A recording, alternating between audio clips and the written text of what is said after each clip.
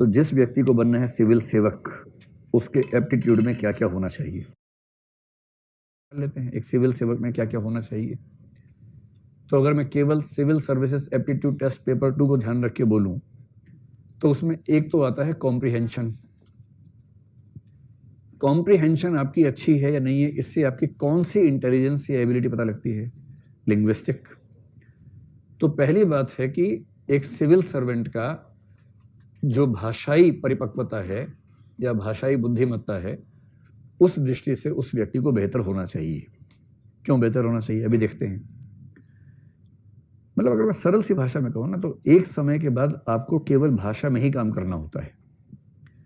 अभी आपके लिए आईएएस का मतलब होता है कलेक्टर्स, कि निकलूँ तो time time time time time time, और मैं अंदर बैठा हूँ, 50 लोग बाहर दौड़ रहे हैं, साथ साथ कलेक्टर साहब गाड़ी में हैं, गाड़ी रोक के समय सलाम ठोका और आपको लगा हा तसल्ली मिल गई एकदम, नेहरू विहार सफल रहा, इतने साल तपस्या की नाले के पास बैठ के मजा आ गया। कुछ लोगों के दिमाग में इतना रहता है, और उनका मतलब आईएएस में क्या होता है कि खड़े खड़े फैसले कर दिए, खाप पंचायत की तरह से, सब ये इस मूड में जरूर रहते हैं ना। लेकिन आप पाएंगे कि 7, 8, 9 साल की नौकरी के बाद, 14 साल के बाद तो पूरी तरह से, जहां 14 साल की नौकरी हुई, वनवास शुरू। 14 साल का नहीं हो तो 14 साल के बाद होता है। और वनवास का मतलब, अगर ये शौक है तामझाम वाला, वो सारा तामझाम खत्म, और फिर आपकी जिंदगी कटेगी फाइलों में। और उस हर फाइल की ताकत इतनी ज्यादा है जितनी ताकत जिले के कलेक्टर की बिल्कुल नहीं हो सकती। कलेक्टर तो बहुत चूहा टाइप का है, पिद्दी टाइप का है उसके सामने। उस फाइल में लिखा हो कुछ, कलेक्टर बेचारा खड़े होकर पढ़ता है, बैठ के पढ़ नहीं पाता उसको, इतना खौफ खाता है उससे। पूरी जिंदगी आपका काम है लिखना और ठीक से पढ़ना। हजारों रिपोर्ट्स आएंगी, वो सारी पढ़नी होंगी, उनका सटीक अर्थ निकालना होगा, नोटिंग करनी होगी, ड्राफ्टिंग करनी होगी। आपके लिखे हुए एक एक शब्द से कई हजार करोड़ का खर्चा हो जाएगा। और अगर लिखने में आपसे एक शब्द के अर्थ का मतलब चेंज हो गया ना, वो सरकार या समाज के संसाधनों पे बड़ी करारी चपत हो सकती है। इतनी सटीक भाषा होनी चाहिए कि आप जो लिखना चाह रहे हैं एग्जैक्टली वही अर्थ निकले। और दूसरा, अगर कोई रिपोर्ट पढ़ रहे हैं तो जो लिखा गया है एग्जैक्टली वही समझें जो लिखा गया है। दूसरा है जिसको आप बेसिक मैथ्स कह लीजिए या बेसिक न्यूमरेसी कह लीजिए, इसी में डेटा इंटरप्रिटेशन और डेटा सफिशिएंसी को भी जोड़ लीजिए। Basic maths, basic numeracy, data interpretation, data sufficiency. मैं जानता हूं कि आप में से कुछ बच्चों को इसका नाम सुनते बुखार होने लगता है कि ये क्या बात हुई, ये क्यों पढ़वा रहे हैं, हम तो आईएएस बनने आए थे, गणितज्ञ थोड़ा ना बनना है हमें। सबसे अच्छा मुहावरा है, हमें ज्ञानी नहीं बनना है, आईएएस बनना है। जैसे ज्ञानी बनना आईएएस बनने के खिलाफ हो कि अरे आईएएस बनने से ज्ञानी बन गया, अब तो ये अभी आईएएस नहीं बन पाएगा, ऐसा थोड़ा ना होता है। और कई लोग मानते हैं कि सब बेकार की बात है, लेकिन आप आईएएस बन के क्या करेंगे इसके बिना। परसेंटेज निकालनी पड़े तो उसके बाद आप कहते हैं, किसी को बुलाते हैं, भाई परसेंटेज निकाल दो जरा, भाई सब परसेंटेज निकालनी आ जाओ जरा। कैसे काम चलेगा। आपको जिला संभालना है, जिले का पूरा बजट आपके पास है, 1000 तरह के खर्चे हैं, कौन सा खर्चा किस मद में किस तरह से हो, जब तक आपको डेटा समझ में ना आता हो। पिछले 10 सालों की रिपोर्ट्स आप तुलनात्मक रूप से किसी पाई चार्ट से या किसी टेबल से ना समझ पाते हो। जिस टेबल में 3 या 4 तरह के फैक्टर शामिल हुए, टेबल पढ़ने में माथा खराब हो जाता हो, समझ नहीं आ रहा हो कि कैसे पढ़ें इसको। एक टेबल बनानी पड़ जाए, टेबल बन ही नहीं रही आपसे, मल्टीपल फैक्टर वाली टेबल। आप बिना डेटा को समझे, बिना डेटा को रिप्रेजेंट करना सीखे, कैसे उस सारे फंड्स के एलोकेशन को समझ पाएंगे और मैनेज कर पाएंगे जो करना है। आईएएस या आईपीएस बनने डंडा नहीं लाना होता, डंडा घुमाना बहुत छोटी बात है। आईएएस आईपीएस बनने के बाद, स्पेशली आईएएस बनने के बाद, आपको देश के सारे रिसोर्सेज को मैनेज करना होता है। और जो व्यक्ति, भाई आप आईपीएस भी बन गए, सभी राज्यों के तुलनात्मक आंकड़े अपराध के आपके सामने रखे हुए हैं। आपके जिले में पिछले 5 साल के अपराध के आंकड़े तुलनात्मक रूप से कोई वेन डायग्राम चार्ट में है, कोई टेबल में है, कोई ग्राफ में है, और आप कह रहे हैं किसी को बुलाओ भी समझा के बताओ क्या लिखा है इसके अंदर। ईमानदारी की बात बता रहा हूं आपको मैं, जो लोग आईआरएस बन के जाते हैं ना इंडियन रेवेन्यू सर्विस में, उनके जो जूनियर्स होते हैं असिस्टेंट, वो आते हैं एसएससी से, ठीक है, एसएससी जानते हैं ना। और एसएससी में क्या पूछते हैं, गणित आनी चाहिए, रीजनिंग आनी चाहिए, इंग्लिश आनी चाहिए। और वो गणित, रीजनिंग, इंग्लिश में इतने हाई लेवल के लोग होते हैं, जबरदस्त उनकी पकड़ होती है इन चीजों में। रीजनिंग, उनसे आप रीजनिंग चलते पूछिए, सभी जगह कुत्ते बोलेंगे हाँ हाँ चलो आगे बताओ, सारे कुत्ते गिलास हैं, ऐसे जवाब देंगे तो बढ़िया। और वो बनते हैं रेवेन्यू में असिस्टेंट।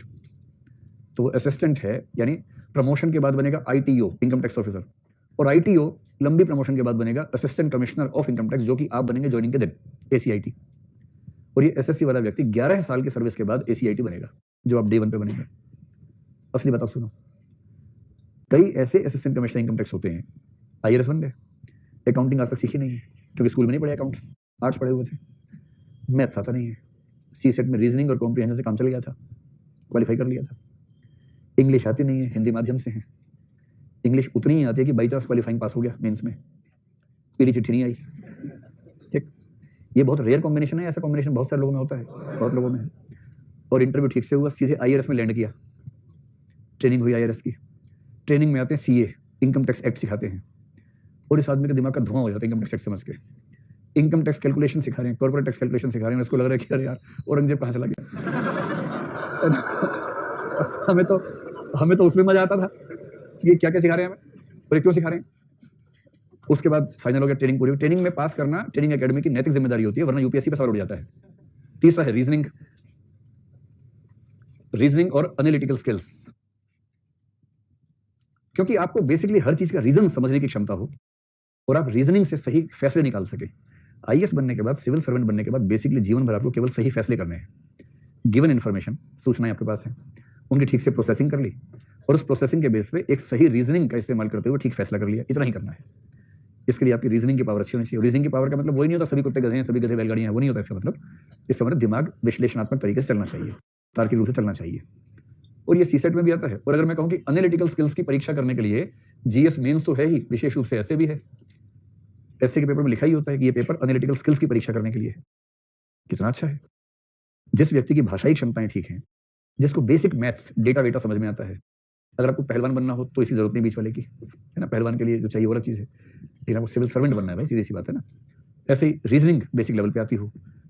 चौथी बात है डिसीजन मेकिंग और प्रॉब्लम सॉल्विंग आपकी ठीक हो, और CSET में ये भी आता है, क्योंकि अंततः जीवन भर क्या करेंगे, डिसीजन मेकिंग करेंगे, प्रॉब्लम सॉल्विंग करेंगे। आप कलेक्टर कुर्सी बैठे हैं, गद्देदार कुर्सी, बहुत खुश है, बहुत मजा आता है।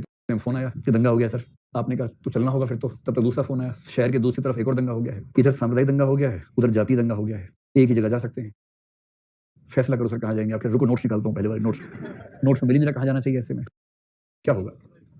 प्रॉब्लम सॉल्विंग स्किल्स चाहिए, और साथ में कौन सी स्किल चाहिए, लीडरशिप स्किल चाहिए। और लीडरशिप का एक खास मतलब होता है इंटरपर्सनल स्किल्स या कम्युनिकेशन स्किल्स, जो CSET का पाठ्यक्रम पूरा का पूरा। कितना अच्छा सिलेबस है। इंटरपर्सनल स्किल्स और कम्युनिकेशन स्किल्स, इन्हीं को मिला के मोटा मोटा बोल दीजिए लीडरशिप स्किल्स।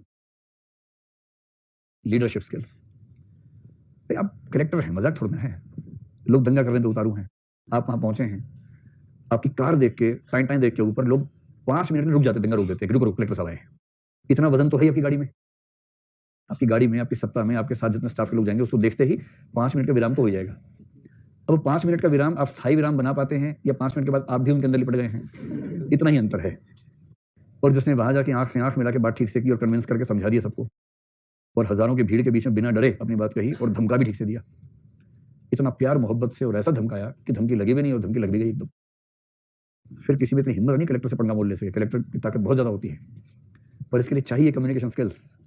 वहां आप ये नहीं कह सकते कि मैं तो बहुत अंतर्मुखी हूं, मैं कहाँ ले आया मुझे, ये दंगा करने वाले सारे मेरे ऑफिस नहीं आ सकते क्या, पहले मेरे ऑफिस आके बात करें, फिर दंगा खेलें उसके बाद, ऐसा थोड़ा होगा।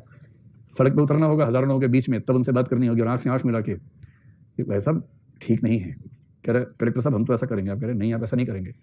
सर हम तो करेंगे, नहीं आप नहीं करेंगे। मैं कह रहा हूँ आप नहीं करेंगे, करोगे तो आखिरी बार करोगे, ये कान में बोलना है। तुम्हारे घर में 4 मेंबर्स हैं ना, चारों उठवा लिए मैंने, एक कान में बोलना है। अब चेहरे पर मुस्कुराहट रखते हुए मेरे साथ चलो और अपने सारे साथियों को बोलो हथियार डाल दो, वरना मैं फ़ोन घुमा रहा हूँ। और आज दंगे में कई लोग मरेंगे ही, तो चारों मर जाएंगे, पता भी नहीं चलेगा कैसे मरे। करूँ फ़ोन, तो ये क्या बात हुई, बस बात यही हुई है, यही बात है। ये तो राज्य ऐसा नहीं होता, संविधान में आर्टिकल सारे मत पढ़ा, वही पढ़ के पास हुआ मैं IAS में, इतने पढ़ा दूंगा आर्टिकल, भूल जाएगा सारे आर्टिकल, चुपचाप सबको घर भेज दे, समझ गया। दूसरे धर्म वाला खुश हो गया, इधर तेरे घर के भी है मेरे पास, तो हीरो मत बन, इतना तोड़ूंगा, अकेले में बोला कि इतना तोड़ूंगा हड्डियां गिन नहीं पाओगे कि हड्डियां की पसली है, पता नहीं चलेगा। अब बाहर चलो मेरे साथ मुस्कुराते हुए, गले मिलते हुए एकदम, और पूरे समाज को बोलो कि मामला सुलझ गया है, वरना कभी सुलझेगा नहीं, ध्यान रखना। चल, इसके बाद किसी की हिम्मत नहीं बचती, फिर लोग बाहर जाएंगे, मामला सुलझ गया भाइयों बहनों, अब अपने अपने घर जाओ और मैं अपने घर वालों को ढूंढता हूँ। ये होता है, कलेक्टर बनना, एसपी बनना मजाक छोड़ना है भाई, सफल एसपी बनना है, एसपी तो बन ही जाओगे।